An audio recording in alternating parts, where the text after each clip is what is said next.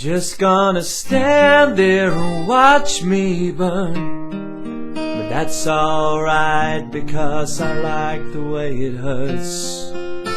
Just gonna stand there and hear me cry, that's alright because I love the way you lie. I love the way you lie. I love the way you lie.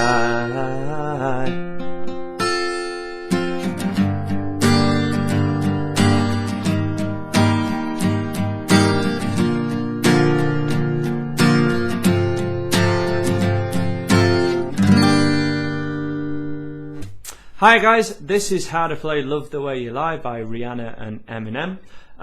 It's one of the first songs from the 10 songs with 4 chords this time. So we've got E minor to start with, a C major chord, G major, and finally a D major. Those 4 chords are played for a bar each, and they're pretty much looped for the whole song. I say pretty much because there's a couple of different ways that we're going to play them. You saw me doing single strings for the intro, and then we've got an all downs 8th strumming pattern for the verses and from when the drums kick in, basically. We do have a capo at 3rd fret, which you will need to play this in the key of the song. If you don't have a capo, it will sound absolutely fine. Without a capo, it just sounds lower. So E minor would still sound totally fine, but if you're singing along, you have to adjust your melody a little bit. So, just wanna stand there and watch me burn, but that's alright because I like the way it hurts. So it's a little bit low for me as a kind of guy singing this, so that 3rd fret capo is what we want to do. I'll put a link in the description to kind of where to get capos from and things, and the ones that I recommend. I kind of recommend the trigger type, this type, in case there's any of you watching who's one of these kind of crazy G space age capos with a clip at the back and it just pushes on. Student got it me as a present for my birthday. He knows me very well. So we got your E minor chord to start with, whole bar, so 1 strum of each chord just to start off with, from the top in 1, 2, 3, E minor, 1, 2, 3, then a C, C, and a G, G, 2, 3, D finally, and loop that. So 1, 2, 3, 4, 1, 2, 3, 4, G, 2, 3. If you can play on every beat, then we'll play every beat. 1, 2, 3, then a C, 2, 3, 4, G, 2, 3, 4, D, 2, 3. Just gonna stand there and watch me burn, but that's alright because I like the way it hurts. One more time, E minor, then a C, G, and finally your D, 2, 3, 4, and pause it there. Okay, to do the strumming or the picking the way that I was doing it at the start of the video, what's happening is I'm playing from the thicker strings, ideally from the bass note or the root note, which is something that I covered in how to play these minor chords. So starting on your E minor, I covered it in the previous video, so if you want to check that one out. Also cover it in Ain't No Sunshine. But we're going to start playing from your whichever the root note is. So this is an E chord, so we're starting from the 6th string, and you're going to pick 3 strings and then do a little strum. So pick, pick, pick, strum. And that always happens from whatever the root note of each chord is. So thickest E string on an E major chord because it's an E chord. Pick, so pick 6, 5, 4, and then strum. Go for a C chord, we pick from string 5, pick, pick, pick, strum. G chord, thickest E string again, pick, pick, pick, strum.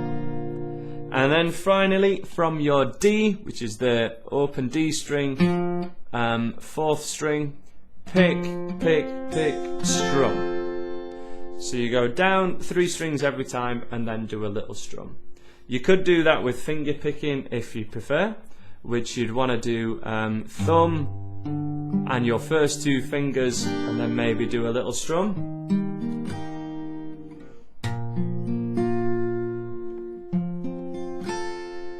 But I think to get the sound, more of the sound of that piano at the start of the record, which is all we're doing an impression of at the moment really, that's the way I would do it. And any song that has that ballad feel, where maybe strumming on the beats doesn't seem appropriate, you need a little less than kind of, but you don't want to do so little to kind of just strum 1 bar, because that can be a little simple. 3 picks and a strum. 1, 2, 3 strum.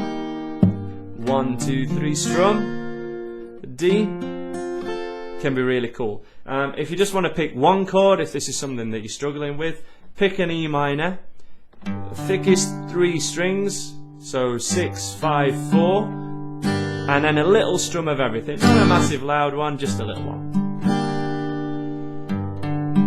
And if we do that to a slow count, that would happen on 1, 2, 3. Start picking on 1, 2, 3, 4. 1, 2, 3, 4. 1, 2, 3, 4. Pick, strum is a nice way to warm up. And you can go between kind of each chord like that, but if you can keep it to a count, you will improve much faster because you're playing when it needs to be played rather than just kind of waiting a certain amount of time. Keep it to that slow count. 1, 2, 3 strum. 1, 2, 3 strum, and you're always going on beat 1. When the drums start, we want to give this downs, all downs on an 8th beat. So 1 and 2 and 3 and 4. We're splitting a bar into 8, but this is guitar playing, it's not a dance class, so we don't go 5, 6, 7, 8. We go 1 and 2 and 3 and 4 and all downs because it's fairly slow. If you're unsure of what strumming pattern to kind of do, if it's a slow tempo, all downs, 1 and 2 and 3 and 4 and if it's a faster tempo, downs and ups, because downs and ups are more economical, so 1 and 2 and 3 and 4 and. This one's fairly slow, so we're going to go all downs. So from your E minor, that would sound like 1 and 2 and 3, then C, and a G, and a D. I have this song written out on my website in the description below. And there will be, I'll give you a visual on that Power 8's, what it looks like when it's written out. Over beats 2 and 4, there's a little arrow sign above each of those. That arrow is an accent. If you want to make sure that you're having a look at that, because it can be really cool to just have a visual on that so you know what I'm talking about. Beats 2 and 4 are really important. This should knock your strumming up a little bit. So if you want a bit of help with your strumming, here's some strumming help. Beats 2 and 4 are where the snare would normally hit on a drum kit, and it's where kind of audiences would normally clap along to. So 1 and 2 and 3 and 4 and 1 and 2. It's kind of the big beat. It tells you where the count is. Otherwise you could mistake kind of 1, 2, 3, 4, 1, 2, 3, 4 for the count, but it's not. It's 1 and 2 and 3 and 4. And to re-establish that when we just have strumming on guitar, if we play beats 2 and 4 slightly louder than the other beats, it sounds correct. It gives a further reinforcement that that's where the count is. And this would sound like 1 and 2 and 3 and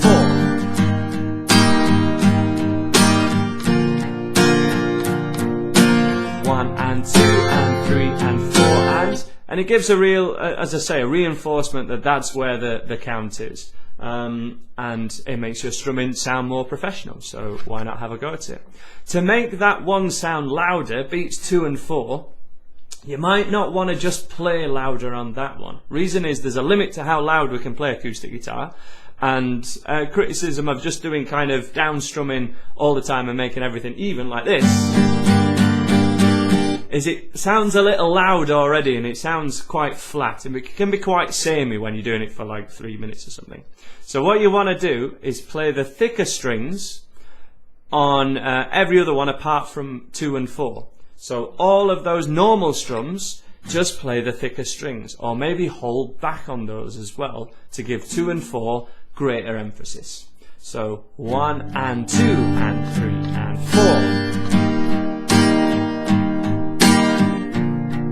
And that's how we get the sounds of the higher level strumming pattern, but it's still just a variation on just all downs.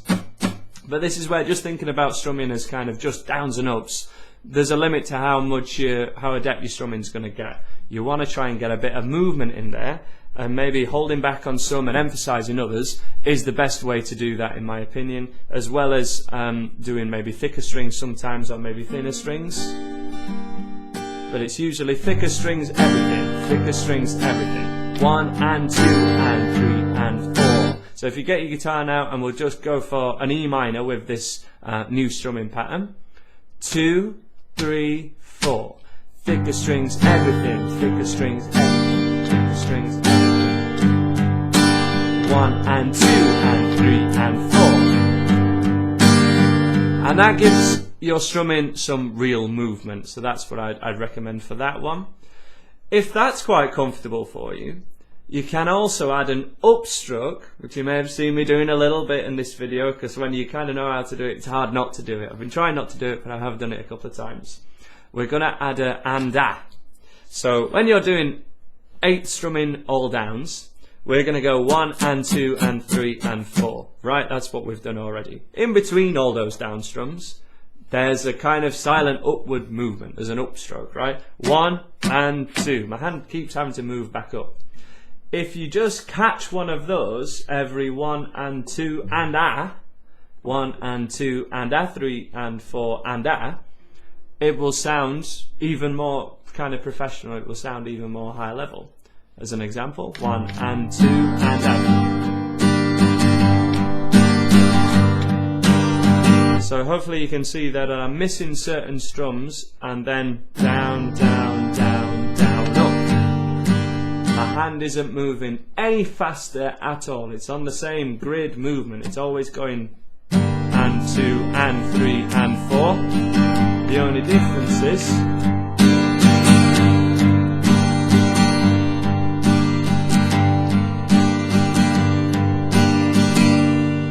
that I'm catching that one stroke, and after the bar of each, 1 and 2 and a 3 and 4 and a C.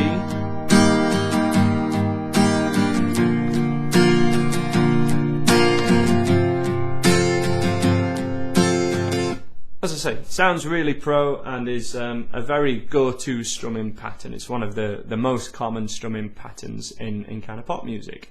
It makes playing or keeping your strumming going over those chord changes way harder. It makes it so much harder because you got a down and an up stroke, where once you didn't even have to strum because you were just playing on the beat, okay? But if you give it a go on each chord first and keep your strumming hand going, and then you try and keep your strumming going while changing chords, so while you're even lifting off, that's totally fine. That's exactly how we do it. We use it in kind of a creative way. So if I just kind of zoom in on this E minor to C change, 2 and a 3 and 4 and a, I play this chord. It's the non chord, it's all the open strings, but that sounds totally fine.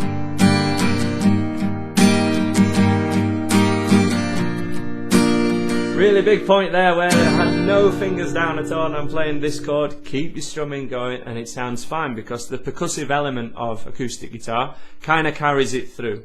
And so yeah, that's 8 strumming, or a way to make your 8 strumming, which we've used in Chasing Cars, and that we're going to use in Yellow a little later in this course. That's how to make it sound more high level and a little bit cooler. Hope you've enjoyed this video. Please check out my other ones, link to the website below as I say, and please subscribe and give us a thumbs up if you like what I do, and I'll see you again.